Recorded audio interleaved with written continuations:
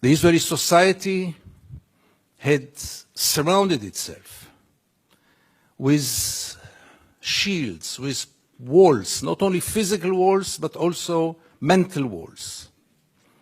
I don't want to get into it because it's another lecture, but I'll just give the 3 principles which enable us Israelis to live so easily with this brutal reality.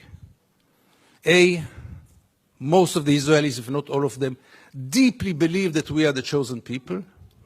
And if we are the chosen people, we have the right to do whatever we want. B, there were more brutal occupations in history. There were even longer occupations in history, even though the Israeli occupation gets to quite a nice record. But there was never in history an occupation in which the occupier presented himself as the victim. Not only the victim, the only victim around. This also enables any Israeli to live in peace because we are the victims. The other day, Professor Falk spoke about this dual strategy of Israel of being a victim on one hand and manipulating on the other hand. After what happened in Paris and in Copenhagen with the terror attacks, Benjamin Netanyahu came with the notion all the Jews must come to Israel. It's the safest place for the Jews in the world. It's a shelter for the Jews in the world. Which is wrong, because Israel is today the most dangerous place on earth for Jews. But let's put it aside. It was only 24 hours later when he said Israel is an existential threat under the Iranian bomb. And I asked myself, how can you dare call Jews to come and to join this suicidal project when the Iranians are going to bomb us?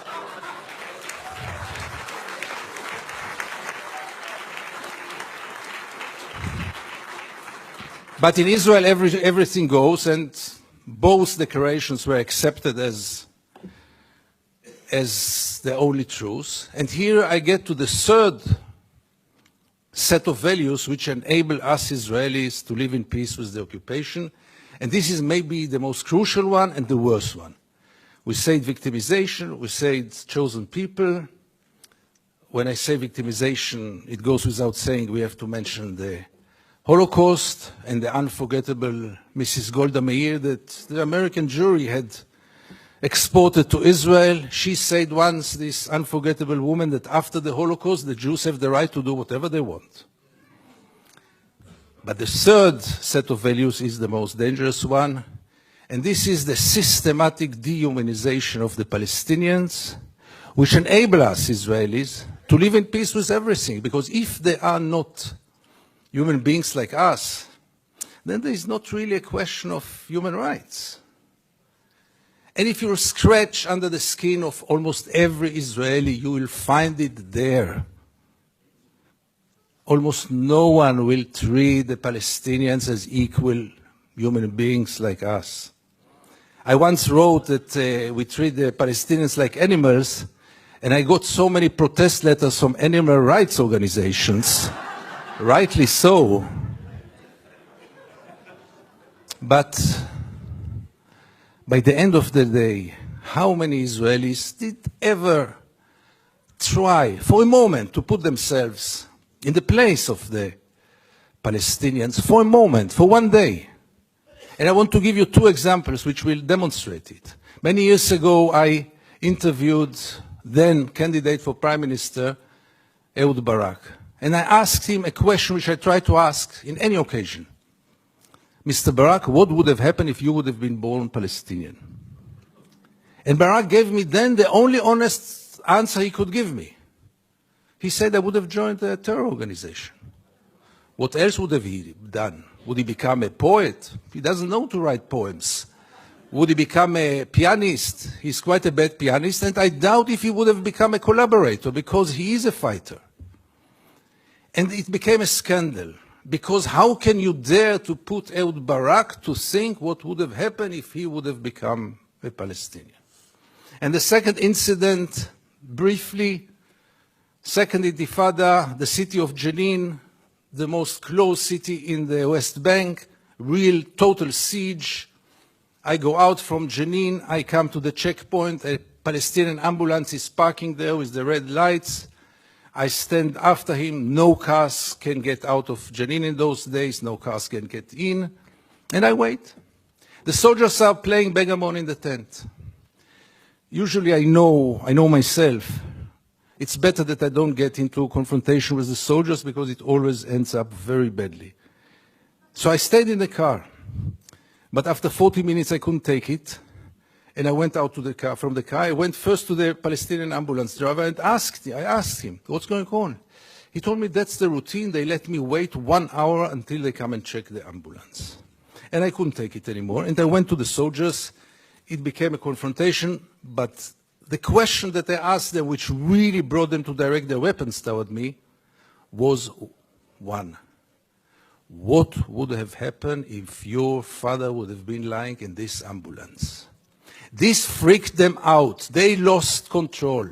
How can I dare to compare between their father and the Palestinian in the ambulance?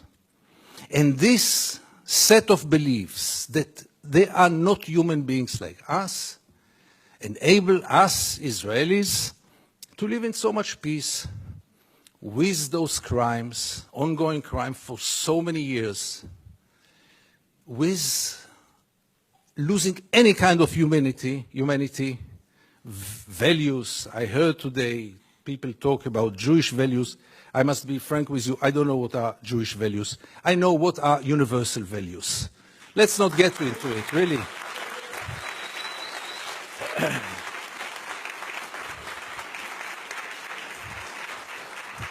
There are very clear universal values.